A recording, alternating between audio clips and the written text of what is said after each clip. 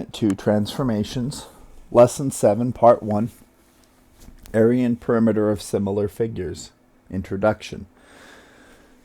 Okay, we're going to be talking about area and perimeter, so it's important you understand. Area is the interior space. It's the length times the width when you've got a rectangle.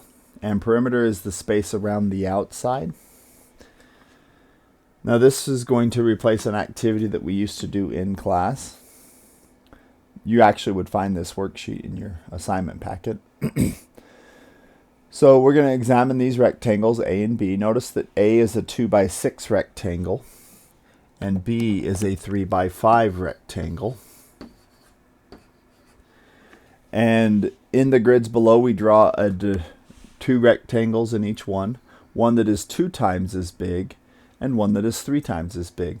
You'll notice that the twice as big rectangle for A, instead of being 2x3, is 4x6, and the 3 times as big is 6x9. With the rectangle B, the twice as big, it goes from 3 to 5 to being 6x10. And the 3 times as big, 3 times 3 is 9, and 5 times 3 is 15.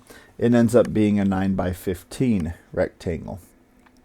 Okay, so that would just be scaling the rectangles up to be twice as big and 3 times as big as the original.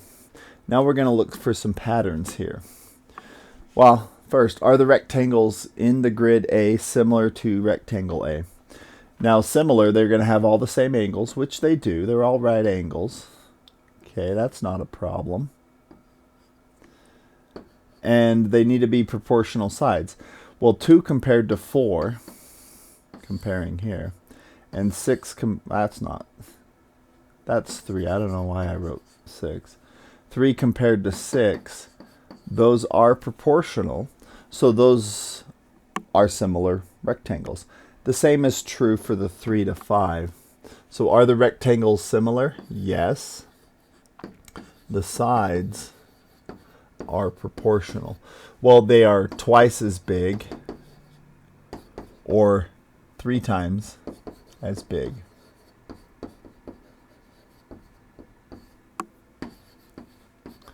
And that is a scale factor. So because of the specific scale factor of times 2 or times 3, they are actually similar. They have the same angles and their sides are proportional. Okay, this table's already filled out, but I do want to talk about how it was filled out. Calculate the perimeters and areas of rectangles A and in grid A, and fill in the appropriate spaces in the table. Do the same for rectangle B and the rectangles in grid B. So here, the original rectangle, the perimeter was 10, and that's just 2 plus 3 plus 2 plus 3, and that gives us the 10. And then when we do the doubled rectangle, you can see it's 4 plus 6 plus 4 plus 6, and that's 20. And then the tripled rectangle, 6 plus 9 plus 6 plus 9, and that would be 30. So the perimeter on the rectangle A goes from the original 10 to the doubled rectangle 20 to the tripled rectangle 30. Let's look at the perimeter for rectangle B first before we go back to area. If we do the perimeter of the rectangle, 6 plus 10 plus 6 plus 10, that's for the doubled one, 32. The original one was 3 plus 5 plus 3 plus 5, which is 16. The perimeter for the tripled one, 9 plus 15 plus 9 plus 15, and that is 48. Now for the area, let's go back and take a look at area. Remember that area is length times width. The original one was a 3 by 2, and that gave us 6. The next one you can see is a 4 by 6. 4 times 6 is 24. And then we have a 6 by 9 for the tripled one, which is 54. All right, so interesting. For the rectangle B, it was a 3 by 5, which gives us 15. Then the next doubled one is a 6 by 10, that's 60. And the tripled one is a 9 by 15, that's 135. Now we're going to look for patterns here. It says, describe any patterns you observe in the tables. Now you should recognize something pretty simple about the perimeters. The perimeters here, it goes 10, then when we double it, it's 20, when we triple it, it's 30. It looks like the perimeter doubles with the side lengths and triples with the side lengths. It goes up by the same amount. And that works in rectangle B as well, 16 becoming 32 and 16 becoming 48 when you multiply by 3. So the perimeter seems to change the same way the sides do. Now the area is a little bit different here. When we double it, when we double the side length, it becomes 4 times bigger on the area. And when we triple the side length, it is 9 times bigger, and that is true on both of these. Okay, so what's so special about 4 times? You know, when it's doubled, it's 4 times, and when it's tripled, it's 9 times. Now, understanding this relationship is going to be the main idea of this activity, and that is that looking at the area, to get from this shape to its doubled shape, the area increases 4 times. And I think we can actually see this because the original shape ends up occurring 4 times within the doubled shape. It's twice as wide and twice as tall. 2 times 2 is 4. So maybe that's where it comes from. Let's look at the 3 by 3, the 3 times bigger. It does give us the original rectangle occurring 9 times. And 3 times 3 is 9. So it looks like when you double it, it's 2 by 2. You get twice as much twice, which is 4 times. And when you triple it, you get 3 by 3. That's 3 times as much twice, giving you 9 times. There is another way of looking at this, which we'll show here. If you take the rectangle and think about making it bigger in the 2 directions, then each of the original little squares will become twice as big. Let me see if I can do a little bit of color coding here. So I've got one of these rectangles. It becomes a 2 by 2 rectangle, and there end up being the 15 of them. So the original area was 15, and now we've got 15, but each of those 15s is 4 units. And as we move up in size, now each of those 15 end up being 9 units. So here's 2 ways we can see the 4 and the 9. Either we take the original shape, and when we double it, we get 4 of that original shape fitting in. Or, as we did with rectangle B here, when we take the original shape and expand it, each of the units becomes 4 units in the expanded shape. And the same thing with tripling it, each unit would become 9 units. So what's the relationship here with the 4 and the 9?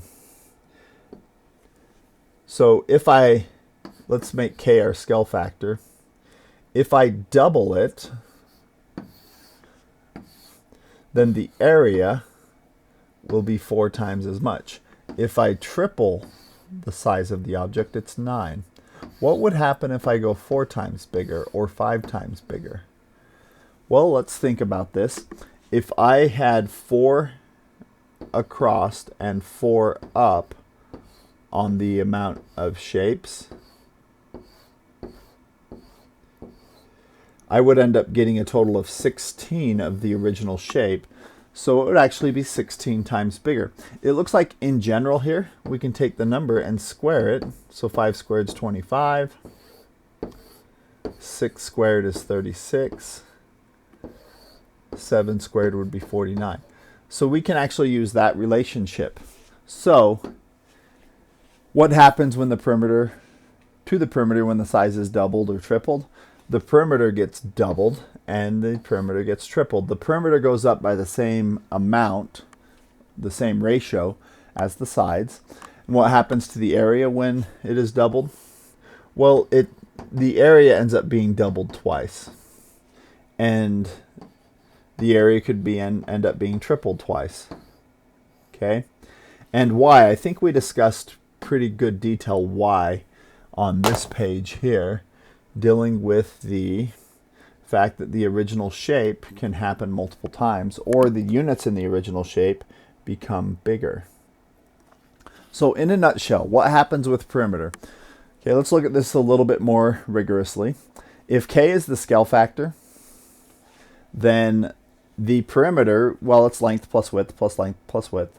So originally the perimeter would just be 2 lengths plus 2 widths. And if we do the image, it's going to be, in this case, 3k by 5k, but we'll look at that in a moment. It's going to be the perimeter, the scale factor times the length, scale factor times the width, plus another length and another width. This gives you 2 scale factored lengths plus 2 scale factored widths. And there's the original perimeter, 2 lengths plus 2 widths, 2 lengths plus 2 widths, but it's just multiplied by the scale factor. So the new perimeter is the scale factor times the old perimeter. Now let's look at it in a more specific amount. For these two rectangles, the perimeter would be the 3 plus 5 plus 3 plus 5, which is 16. If we did the scaled up rectangle, it's 3k plus 5k plus 3k plus 5k, and that just makes 16k. Notice that the perimeter goes from 16 to 16 times k. It just multiplies by k. Let's look at what happens with area. Okay, in a nutshell, if k is the scale factor, the area of a rectangle, of course, you should know is length times width. If we do a scaled up version, it's the scale factor times the length plus the scale factor times the width. If I reorder these and the k times k bring out front, and we still have the L times W, well, that's k squared times length times width. And I seem to be missing a little symbol here. This is k squared times the area. So the area of the new shape is k squared times the area of the old shape. Now let's look at a more specific example here. The area of this rectangle would be 3 times 5, giving us an overall area of 15. Now the scaled up area would be 3k times 5k. There's a 3 times 5 gives me 15, and k times k gives me k squared. Notice we go from an area of 15 to 15k squared, just multiplying by the scale factor squared. So areas will always be multiplied by the scale factor squared when moving up. Okay, and then this goes in your notes. I can explain how dilations affect perimeter and area. A dilation factor, k, or scale factor, tells how large an image is relative to the preimage. K equals image size over preimage size. The perimeter of a figure changes directly as the scale factor. Here's the direct variation form. New perimeter equals scale factor times old perimeter. In proportion form, the image size compared to the preimage size is the image perimeter compared to the preimage perimeter. The area of a figure changes directly as the square of the scale factor. In direct variation form, the new area is the scale factor squared times the old area. In proportion form, the image size compared to the preimage size squared is proportional to the image area divided by the preimage area.